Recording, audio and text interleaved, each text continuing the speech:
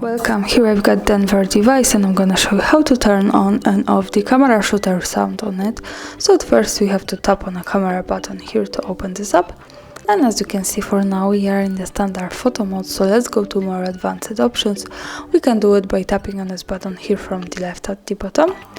And as you can see, it gives us access to advanced camera settings. We can pick the general settings, photo settings and the video settings.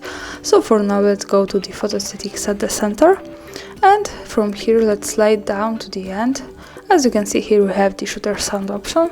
So by tapping on this we can easily turn it on and also turn it off like that.